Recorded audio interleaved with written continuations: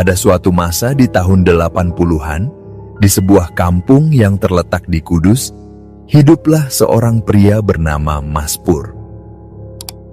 Di kampung itu, suasana tengah dipenuhi kekhawatiran karena maraknya isu pencurian yang menyebar dari mulut ke mulut. Kabar mengenai aksi maling yang kian sering terjadi membuat warga semakin waspada. Dalam waktu yang tidak terlalu lama, terdengar cerita bahwa di kampung-kampung sekitar telah terjadi beberapa insiden kehilangan barang berharga. Ada warga di desa sebelah yang mengaku kemalingan, sementara di daerah lain kejadian serupa juga mulai terulang. Bahkan di kampung Mas Pur sendiri mulai muncul indikasi bahwa keberadaan para maling itu bukan sekadar rumor belaka. Menurut kesaksian salah satu warga, pada suatu malam, ia sempat melihat 2 hingga 3 orang melintas dengan gerak-gerik mencurigakan. Sosok-sosok itu terlihat menyeberang dari satu kebun ke kebun lainnya, berjalan dengan posisi setengah membungkuk, seakan berusaha menghindari pandangan orang-orang. Ciri-ciri mereka pun cukup khas, mengenakan sarung yang dililitkan pada tubuh mereka, mengingatkan pada cara berpakaian para pencuri di masa itu. Kabar tersebut segera menyebar luas di antara warga, hingga akhirnya sampai ke telinga ketua RT yang sebut saja bernama Pak Singgih. Saat itu Pak Singgih pun tidak tinggal diam. Menyadari betapa seriusnya situasi ini, ia segera mengadakan musyawarah dengan warga untuk mencari solusi terbaik. Dari hasil perbincangan tersebut, disepakati bahwa kampung mereka perlu menggalakkan kembali sistem keamanan lingkungan dengan mengadakan ronda malam. Keputusan ini mendapat sambutan positif dari masyarakat, sebab selain demi keamanan, ronda juga dianggap sebagai ajang kebersamaan yang mempererat hubungan antar warga. Ronda malam pun mulai dijalankan. Dalam beberapa hari pertama, kegiatan ini mendapat respons yang sangat baik. Warga merasa lebih tenang karena kampung mereka kini diawasi secara bergantian oleh kelompok-kelompok ronda. Selain itu, ada sisi lain yang membuat kegiatan ini semakin menyenangkan, terutama bagi para bapak-bapak dan pemuda kampung. Mereka kini memiliki waktu berkumpul yang lebih banyak, bertukar cerita, dan menikmati suasana malam dengan lebih akrab. Akan tetapi, agar sistem ronda lebih efektif, Pak Singgih pun mengambil langkah lebih lanjut. Ia membagi titik-titik ronda ke beberapa lokasi strategis, terutama di daerah yang dinilai rawan, seperti kebun atau perbatasan dengan desa lain. Setelah dipertimbangkan dengan seksama, diputuskan bahwa ada 6 titik ronda yang perlu diawasi secara bergantian. Pembagian ini bertujuan agar penjagaan lebih merata dan tidak hanya berfokus di satu tempat saja. Beberapa hari setelah ronda berjalan, sejumlah warga mengajukan usulan tambahan kepada Pak Singgih. Mereka berpikir bahwa akan lebih baik jika di setiap titik ronda didirikan pos jaga yang bisa digunakan untuk berlindung dari dinginnya malam. Pak Singgih pun menyetujui gagasan tersebut dan mengusulkan agar mereka membangun pos ronda secara gotong royong. Ia bahkan menawarkan bambu dari kebunnya sendiri sebagai bahan utama, mengingat di sana terdapat banyak bambu yang sudah tumbuh lebat dan belum pernah ditebang selama bertahun-tahun. Tawaran ini pun disambut baik oleh warga, bahkan beberapa dari mereka turut memberikan izin agar bambu dari kebun mereka juga boleh digunakan. Dengan semangat kebersamaan, warga pun mulai bekerja.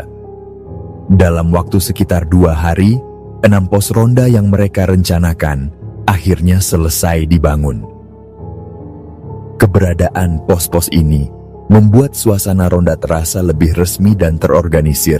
Untuk memperjelas sistem penjagaan, setiap pos diberi tanda berupa tulisan yang menunjukkan nomor urutnya, seperti pos ronda 1, pos ronda 2, dan seterusnya. Selain itu, kentongan juga disiapkan di masing-masing pos sebagai alat komunikasi darurat jika terjadi sesuatu yang mencurigakan. Setelah semua persiapan selesai, ronda malam pun menjadi agenda rutin yang berlangsung cukup lama. Dalam kurun waktu kurang lebih 2 minggu, kegiatan ini benar-benar dijalankan secara serius dan penuh tanggung jawab. Setiap warga yang terlibat dalam ronda melakukan tugasnya dengan baik, memastikan bahwa kampung mereka tetap aman dari ancaman pencurian. Seiring berjalannya waktu, antusiasme warga terhadap ronda malam perlahan mulai berkurang. Rasa lelah dan kejenuhan mulai terasa setelah lebih dari 2 minggu penuh menjalankan tugas berjaga setiap malam. Pak Singgih pun menyadari bahwa semangat awal yang menggebu-gebu perlahan meredup. Demi menjaga efektivitas ronda tanpa terlalu membebani warga, ia pun menyusun jadwal yang lebih teratur dan membaginya secara adil. Setiap kelompok diberi jadwal bergilir agar setiap warga mendapatkan jatah berjaga yang seimbang. Selain itu, pos ronda yang awalnya berjumlah 6 akhirnya dikurangi menjadi 4, menyesuaikan dengan jumlah warga yang masih aktif dalam kegiatan tersebut.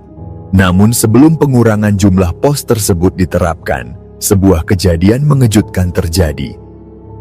Saat itu, kegiatan ronda masih berjalan lancar dan suasana di kampung tetap kondusif. Warga mulai terbiasa dengan sistem pertukaran pos, di mana setiap kelompok bergantian berjaga di titik-titik yang telah ditentukan. Kegiatan ini membuat mereka semakin mengenal lingkungan sekitar dan merasa lebih aman. Tetapi ketenangan itu mendadak terganggu oleh sebuah peristiwa yang membuat seluruh warga heboh. Pada suatu malam, bukan di pos tempat Mas Pur berjaga, melainkan di salah satu pos yang berada di titik lain, sebuah laporan mengejutkan datang dari seorang lelaki tua yang tiba-tiba melintas dengan kecepatan tinggi menggunakan sepeda. Pria itu tampak panik, dan begitu tiba di depan pos ronda, ia bahkan sampai melemparkan sepedanya ke tanah. Tubuhnya gemetar hebat, napasnya tersengal-sengal, seakan baru saja mengalami sesuatu yang sangat menakutkan. Para penjaga ronda yang berada di pos itu langsung menghampirinya dengan penuh rasa ingin tahu. Mereka berusaha menenangkannya dan bertanya tentang apa yang sebenarnya terjadi. Warga yang ada di pos tersebut pun segera menyodorkan segelas air untuk membantu pria tua itu agar sedikit tenang. Dengan usia yang sudah menginjak hampir 70 tahun, tenaganya tentu tidak sekuat dulu, dan ia butuh waktu untuk mengatur napasnya yang masih tersengal-sengal. Setelah beberapa saat, ia akhirnya mulai berbicara, meskipun suaranya masih bergetar. Ia menceritakan bahwa di salah satu kebun yang dilewatinya, ia melihat sesuatu yang tidak masuk akal. Sesosok makhluk berbalut kain putih yang tiba-tiba muncul di hadapannya.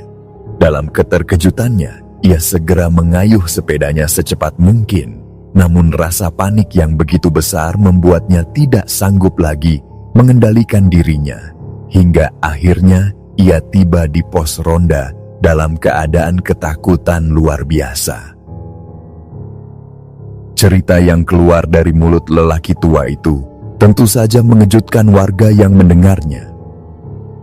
Beberapa orang sempat meragukan kebenaran ucapannya, tetapi ada pula yang langsung mempercayainya, mengingat bahwa di kampung itu, keberadaan makhluk halus seperti pocong kuntilanak dan genderuwo bukanlah sesuatu yang asing. Sudah menjadi hal lumrah bagi warga yang hidup di era tahun 80-an untuk mendengar berbagai kisah tentang makhluk-makhluk gaib yang dipercaya menghuni berbagai sudut kampung, terutama di tempat-tempat tertentu yang dianggap angker. Hampir setiap sudut desa memiliki cerita tentang keberadaan sosok tak kasat mata yang diyakini menjadi penunggu suatu lokasi. Akan tetapi, hal yang membuat peristiwa kali ini berbeda adalah lokasi kemunculannya. Menurut penuturan warga, kebun yang disebutkan oleh lelaki tua itu sebenarnya bukanlah tempat yang dikenal angker. Tidak pernah ada cerita sebelumnya tentang keberadaan makhluk halus di sana. Tempat itu hanyalah kebun biasa yang selama ini dianggap aman dan bersih dari hal-hal mistis. Justru karena itulah kabar kemunculan pocong di tempat tersebut menjadi sesuatu yang menarik sekaligus mengundang tanda tanya besar. Warga mulai bertanya-tanya, apakah benar-benar ada sesuatu yang baru saja muncul di sana? Atau apakah ini hanya kesalahpahaman semata? Kabar ini segera menyebar dengan cepat, dan dalam waktu singkat, sejumlah warga pun berkumpul untuk membahas langkah selanjutnya. Rasa penasaran bercampur dengan sedikit keberanian membuat mereka sepakat untuk memastikan sendiri kebenaran cerita itu. Beberapa orang mengusulkan agar mereka langsung menuju lokasi dan memeriksanya. Akan tetapi, sebelum bergerak, mereka memutuskan untuk mampir terlebih dahulu ke pos ronda lainnya, termasuk pos tempat Mas Pur berjaga guna memberi laporan serta meminta tambahan orang untuk ikut serta. Saat laporan sampai di pos Mas Pur, ia pun segera bergabung dengan kelompok warga yang berencana mendatangi kebun tersebut. Bersama dengan beberapa orang lainnya, ia berjalan menuju lokasi yang dikabarkan menjadi tempat kemunculan makhluk tersebut. Begitu tiba di dekat area kebun, mereka mulai menyusun rencana. Karena tidak semua warga memiliki keberanian yang sama, maka disepakati bahwa 2 orang pertama akan maju lebih dulu untuk memastikan kondisi di sana. Sisanya akan menunggu di belakang dengan jarak yang cukup aman sambil tetap bersiap jika sesuatu yang tidak diinginkan terjadi. 2 orang warga yang pertama kali maju untuk memeriksa kebun itu awalnya melangkah dengan penuh kewaspadaan. Mereka mengarahkan senter ke berbagai sudut, mencoba memastikan apakah benar ada sesuatu yang mencurigakan. Namun, saat mereka semakin mendekati pintu masuk kebun, sesuatu yang tak terduga terjadi. Dari dalam kegelapan, tiba-tiba sesosok makhluk berbalut kain putih muncul dan melompat-lompat di tengah jalan.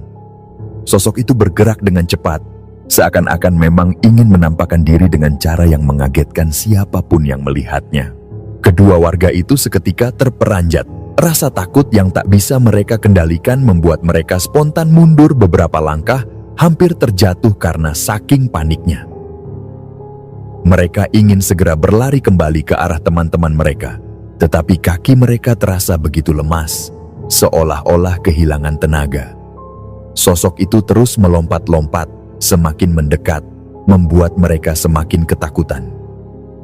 Namun, sesuatu yang janggal tiba-tiba mereka sadari. Gerakannya terlihat tidak wajar, seakan ada sesuatu yang tidak sesuai dengan cerita-cerita tentang pocong yang mereka dengar selama ini. Setelah berhasil mengumpulkan keberanian, mereka bergegas kembali ke kelompok mereka. Tempat Mas Pur dan warga lainnya sudah menunggu dengan penuh rasa penasaran. Senter diarahkan ke arah sosok tersebut dan semua mata tertuju kepadanya. Keanehan mulai semakin jelas terlihat.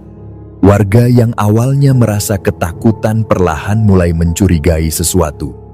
Mereka saling berbisik, bertanya-tanya apakah yang mereka lihat benar-benar pocong asli atau bukan. Kecurigaan itu semakin kuat ketika mereka melihat bagaimana sosok itu yang tadi melompat-lompat saat keluar dari kebun, kini berjalan biasa saat kembali masuk ke dalam kebun.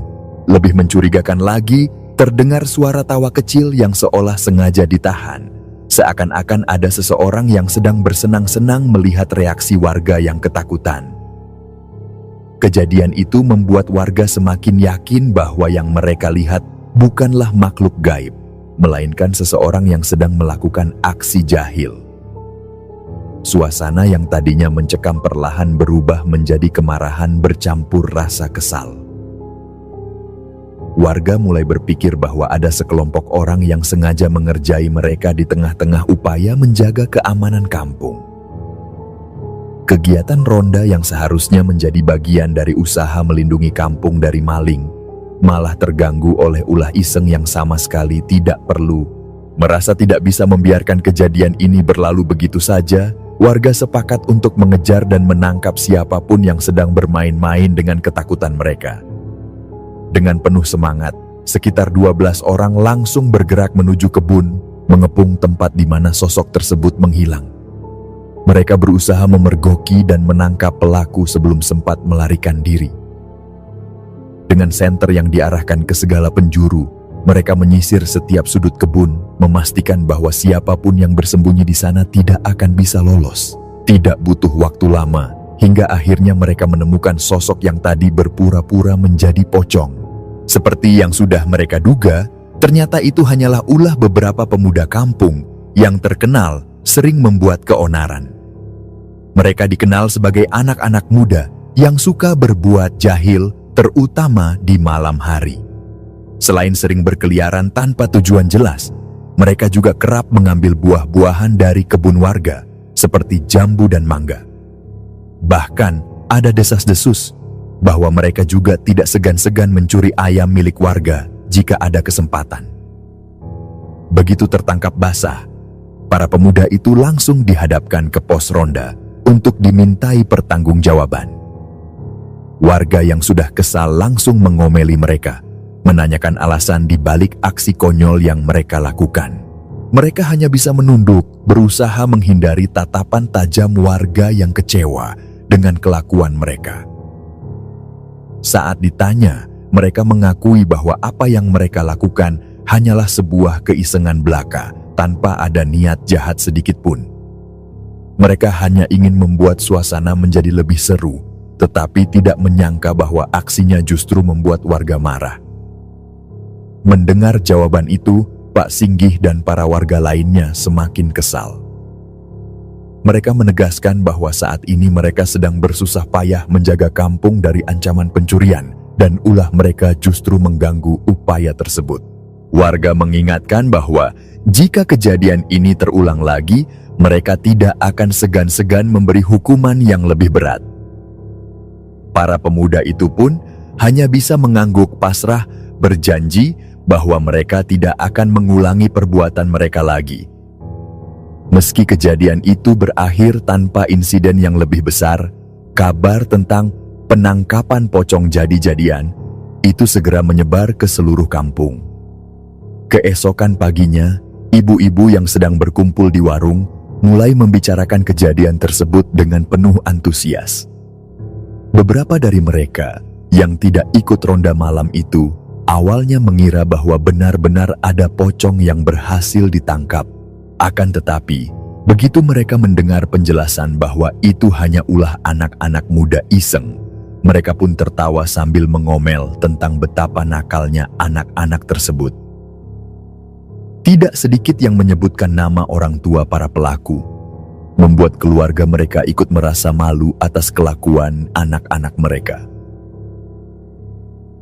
Sementara itu, di antara para bapak-bapak dan pemuda yang mengikuti ronda, kejadian ini menjadi bahan pembicaraan selama beberapa malam berikutnya. Mereka terus membahas bagaimana aksi penangkapan pocong itu berlangsung dan bagaimana reaksi warga saat mengetahui bahwa itu hanyalah lelucon. Namun, setelah beberapa hari, cerita ini pun perlahan mulai mereda. Rutinitas ronda tetap dilanjutkan seperti biasa, meskipun semangatnya sudah tidak setinggi di awal-awal pelaksanaannya. Beberapa warga mulai merasa jenuh, tetapi mereka tetap menjalankan tugas demi menjaga keamanan kampung mereka. Seiring berjalannya waktu, warga mulai merasa lebih santai dalam menjalankan ronda malam.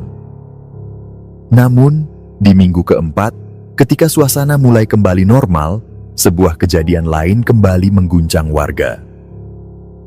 Kali ini, sosok yang datang melapor bukan lagi seorang lelaki tua seperti sebelumnya, melainkan seorang bapak-bapak yang masih cukup muda, mungkin berusia sekitar 40 tahunan.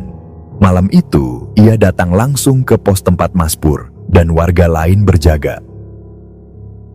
Langkahnya tergesa-gesa, terdengar jelas suara ketukan sepatunya di tanah saat mendekati pos ronda.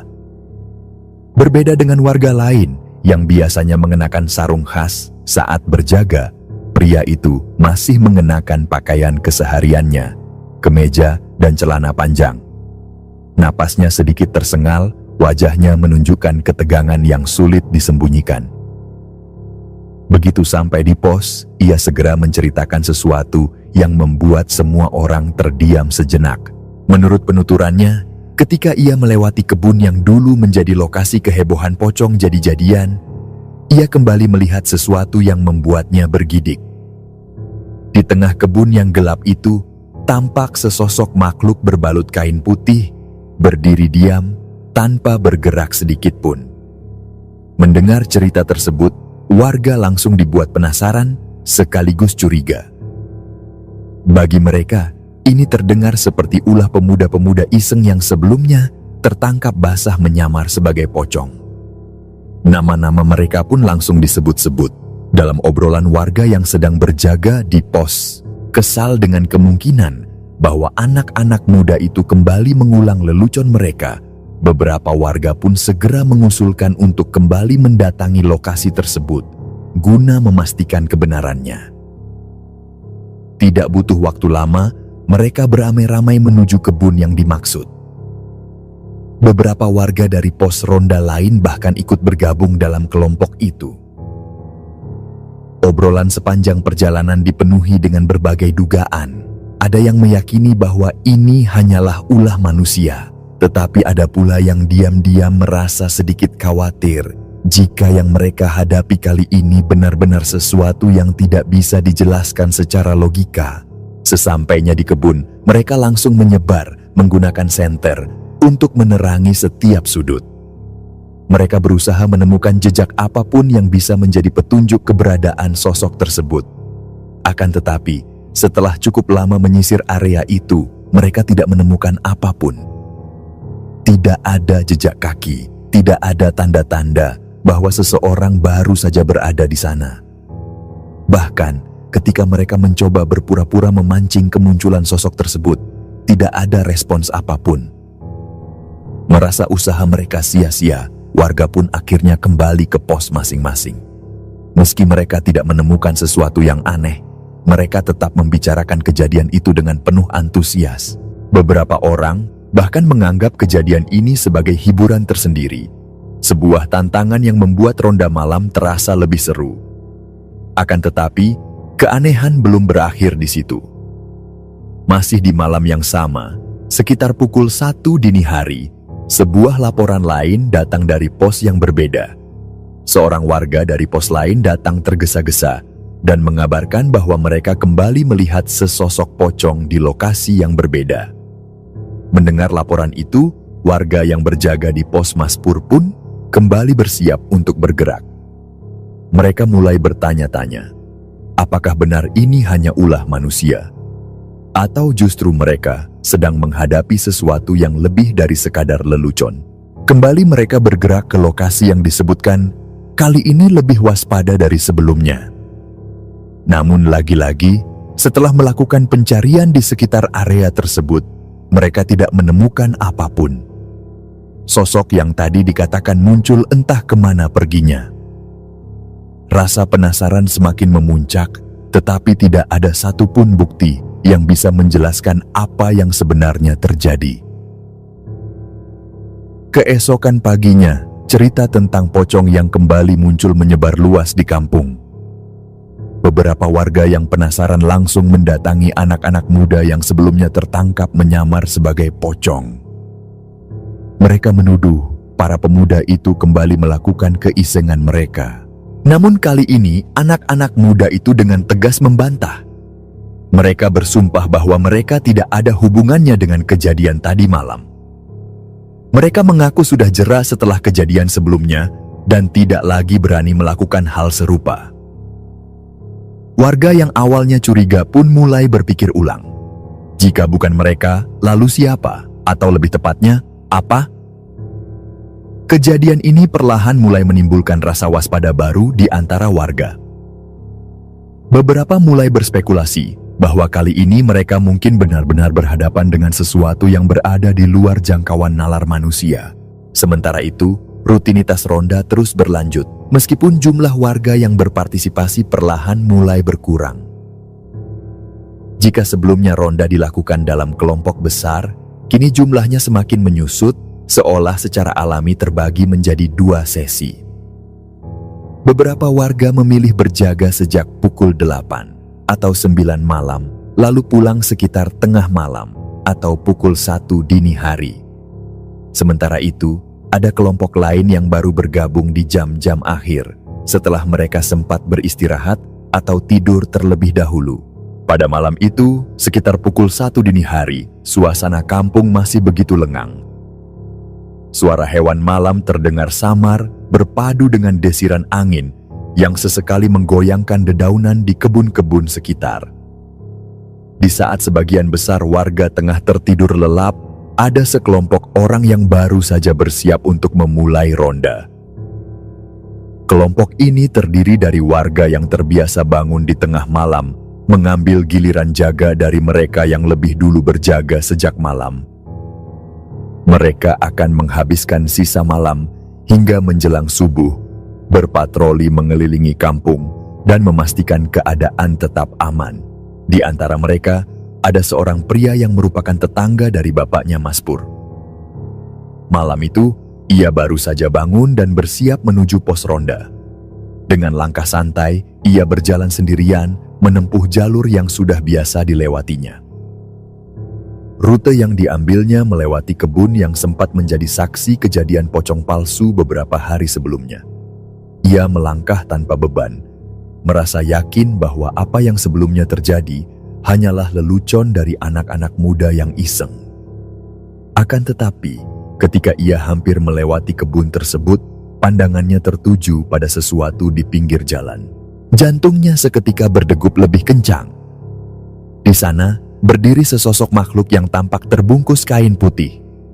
Sosok itu tidak bergerak sedikit pun, hanya berdiri diam dengan posisi menyandar di sebuah batang pohon. Awalnya, pria itu berusaha mengabaikannya. Dalam hatinya, ia meyakinkan diri bahwa itu hanyalah ulah pemuda kampung. Tetapi, ada sesuatu yang janggal. Saat ia terus berjalan, perasaan aneh mulai menyusup ke dalam dirinya. Ia menoleh sekali lagi, memastikan bahwa sosok itu masih ada di sana. Dan benar saja, makhluk itu tidak bergerak, tetapi tetap berada di tempatnya. Rasa penasaran bercampur sedikit kesal, membuatnya berpikir bahwa kali ini ia ingin mengungkap siapa yang sedang bermain-main dengannya. Dengan langkah mantap, ia terus berjalan, berpikir bahwa begitu sampai di pos ronda, ia akan memberitahu warga lain dan mereka akan menangkap pelaku. Namun, keanehan mulai terjadi. Sosok itu mulai mengikuti langkahnya. Tidak ada suara langkah kaki, tidak ada suara kain yang bergesekan dengan tanah. Tetapi setiap kali ia menoleh, sosok tersebut selalu berada di dekatnya, tetapi tidak pernah berdiri di tengah jalan. Sosok itu seakan selalu mencari tempat untuk bersandar, entah di batang pohon, pagar rumah, atau di sisi bangunan yang dilewatinya. Hal ini membuat bulu kuduk pria itu mulai meremang. Meskipun merasakan kegelisahan yang semakin kuat, ia tetap berpikir rasional. Pikirannya masih dipenuhi keyakinan bahwa ini adalah ulah iseng manusia. Ia terus berjalan dengan langkah cepat, berharap segera mencapai pos ronda agar bisa meminta bantuan. Begitu sampai di pos ronda, tanpa menunggu lama, ia langsung berteriak dan memberitahu warga lain bahwa pocong palsu kembali muncul. Suaranya yang lantang mengejutkan beberapa orang yang sedang duduk bersantai. Dengan cepat, mereka semua bangkit dan mengarahkan pandangan ke arah yang ditunjuk oleh pria itu. Senter dinyalakan, mata mereka mencari-cari keberadaan sosok tersebut. Dan di sanalah sosok itu terlihat masih berdiri di tempatnya.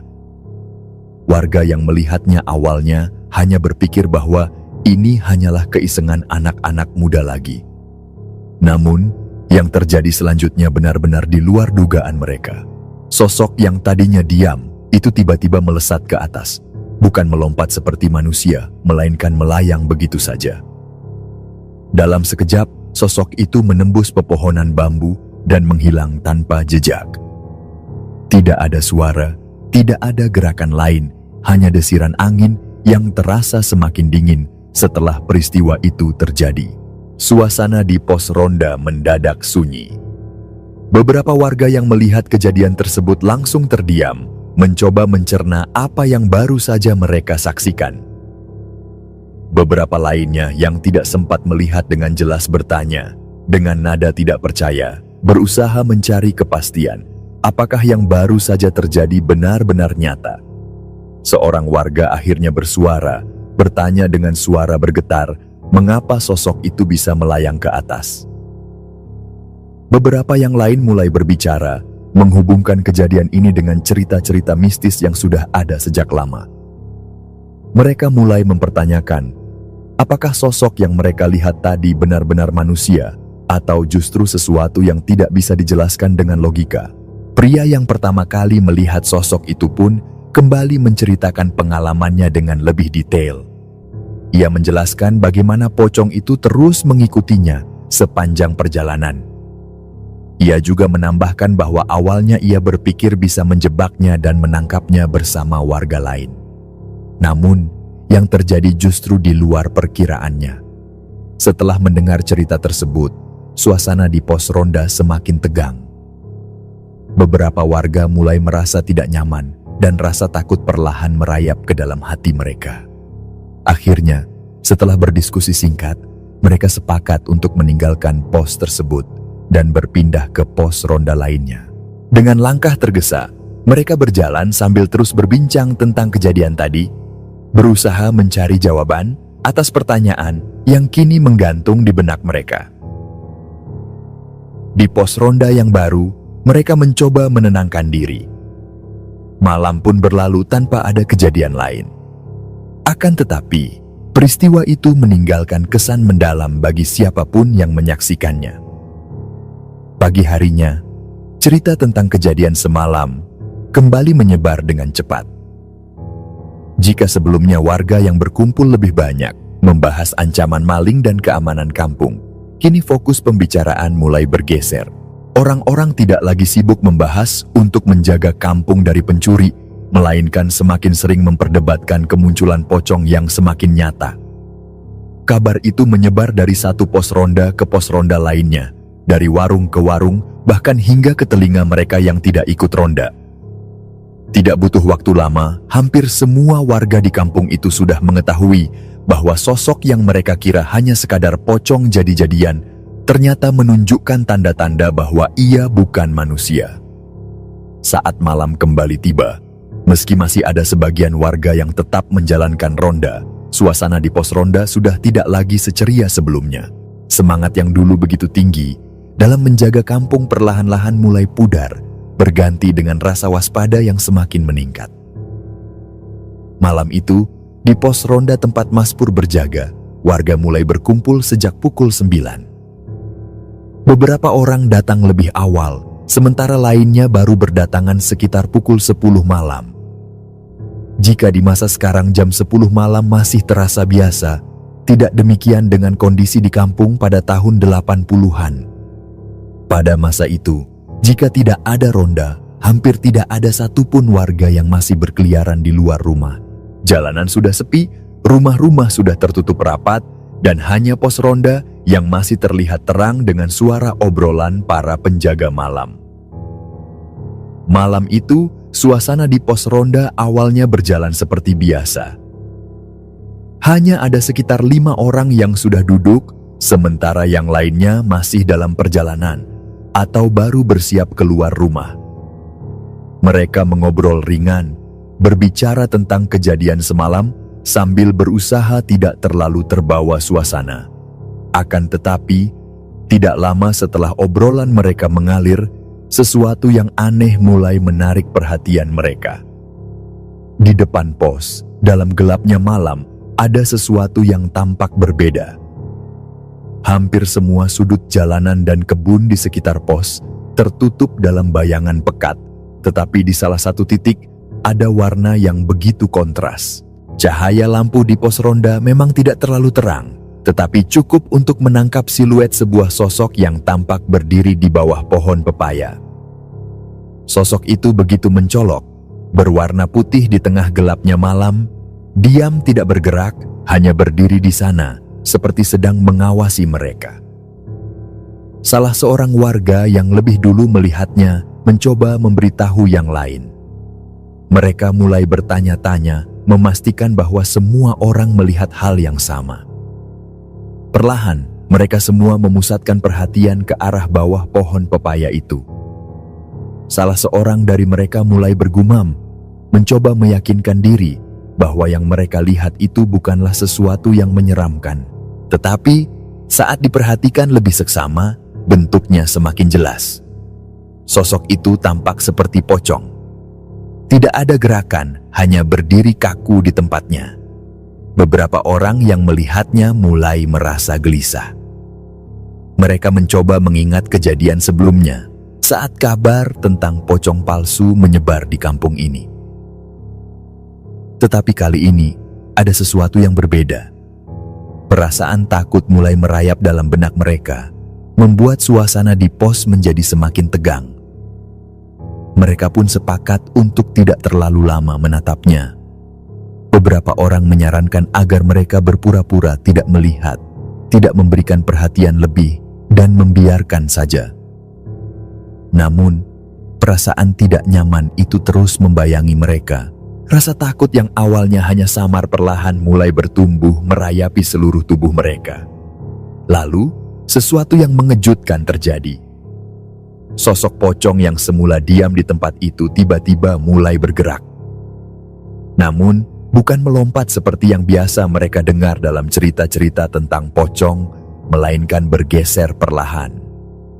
Dan tidak hanya itu, sosok tersebut mulai bergerak mendekati pos ronda. Gerakannya begitu aneh, melayang perlahan, semakin dekat ke arah mereka. Saat itulah mereka yakin bahwa yang sedang mereka lihat ini bukanlah manusia.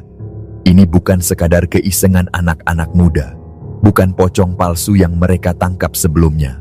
Ini sesuatu yang berbeda, sesuatu yang jauh lebih menyeramkan. Rasa takut semakin memuncak. Beberapa orang mulai berteriak, memperingatkan yang lain bahwa pocong itu semakin mendekat. Dalam kepanikan, mereka semua berlari meninggalkan pos ronda, berpindah ke pos lain untuk mencari perlindungan. Saat mereka tiba di pos berikutnya, warga yang berjaga di sana mulai bertanya-tanya, penasaran dengan alasan dibalik kepanikan mereka. Akan tetapi, kejadian tidak berhenti di situ. Sekitar 1 jam setelah mereka pindah, tepat ketika suasana mulai sedikit lebih tenang, sesuatu kembali terjadi. Di kejauhan, pada sebuah jembatan kecil yang tidak jauh dari tempat mereka berada, sosok itu kembali terlihat. Seorang warga yang lebih dulu melihatnya langsung memberitahu yang lain. Mereka pun menoleh ke arah yang ditunjuk, dan di sanalah sosok itu berdiri. Diam, tetap dengan bentuk tubuh yang sama, tetapi kali ini berada di jembatan. Mereka mulai berdebat lagi. Beberapa orang masih mencoba berpikir logis, meyakinkan diri bahwa itu hanyalah ulah manusia. Tetapi, sosok pocong itu tiba-tiba melakukan sesuatu yang membuat semua orang terdiam dalam ketakutan. Perlahan, makhluk itu melayang ke atas. Bukan sekadar berpindah tempat, tetapi bergerak ke sisi luar jembatan, ke tempat yang seharusnya tidak mungkin bisa dipijak oleh siapapun. Jika ia benar-benar manusia, maka seharusnya ia sudah jatuh ke sungai yang mengalir di bawah jembatan. Namun sosok itu tetap melayang, dengan berpindah-pindah posisi. Melihat hal itu, keberanian warga mulai runtuh. Mereka yang semula yakin bahwa ini hanyalah pocong palsu perlahan mulai mengubah pikirannya. Ketakutan yang tadinya hanya muncul sebagai kecurigaan, kini berubah menjadi kepastian bahwa apa yang mereka hadapi adalah sesuatu yang berada di luar nalar mereka. beberapa orang yang tadinya masih mencoba bersikap berani mulai saling menyuruh satu sama lain untuk mendekat dan membuktikan sendiri. Salah satu warga yang merasa tertantang pun maju, berjalan perlahan menuju sosok itu. Tetapi sebelum ia bisa terlalu dekat, tiba-tiba ia berbalik dan berlari ketakutan. Warga yang lain yang melihatnya lari tanpa alasan yang jelas ikut terpengaruh dan langsung mengikuti jejaknya. Dalam waktu singkat, semua orang yang berada di sana pun berhamburan melarikan diri ke pos ronda berikutnya. Mas Pur dan warga lainnya berlari tanpa menoleh ke belakang, tidak lagi peduli dengan apapun yang tertinggal di belakang mereka. Ketakutan yang semakin besar membuat mereka tidak lagi berpikir panjang. Tanpa banyak pertimbangan, mereka kembali meninggalkan pos mereka, bergerak ke pos keempat dengan harapan di sana mereka bisa merasa lebih aman. Seiring bertambahnya jumlah orang yang berkumpul, suasana di pos keempat semakin ramai. Namun meskipun mereka telah berpindah tempat, suasana mencekam itu tidak benar-benar menghilang. Mereka mulai menyadari sesuatu yang aneh. Sosok pocong itu tampaknya terus mengikuti mereka.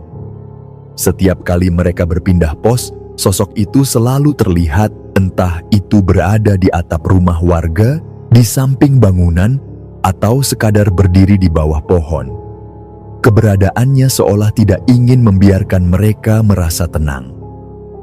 Di antara mereka yang berkumpul di pos keempat, ada seseorang yang dikenal sebagai orang yang pintar dalam hal-hal semacam ini.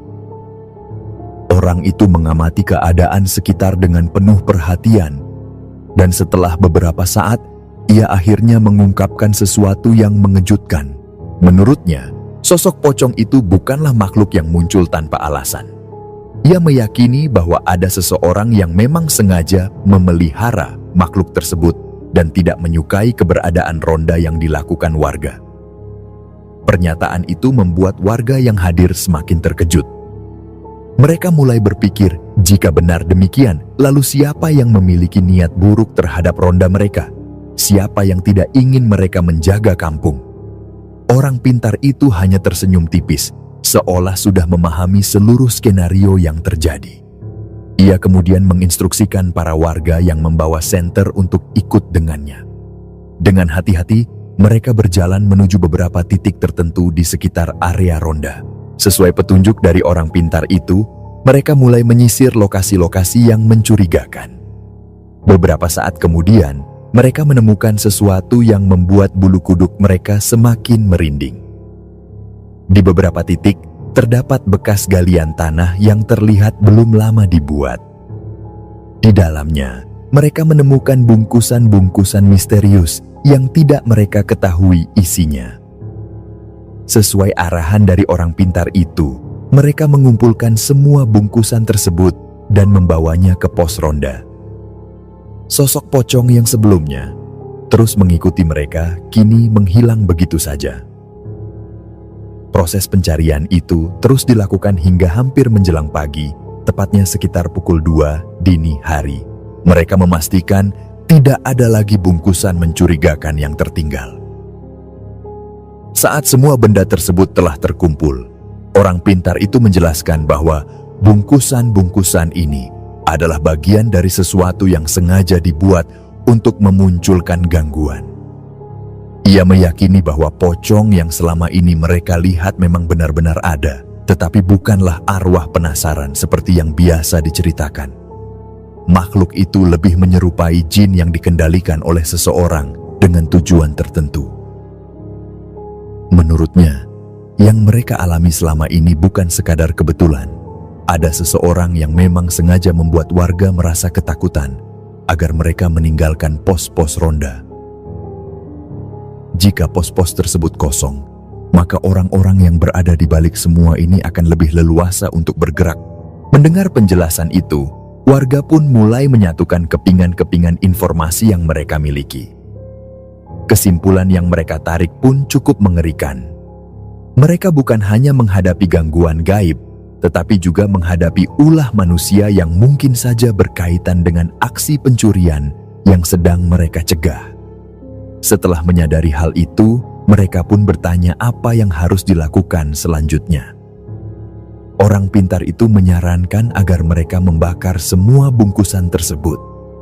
Ia yakin bahwa dengan cara itu, energi negatif yang selama ini mengganggu mereka akan hilang dan pocong yang muncul tidak akan lagi mengganggu.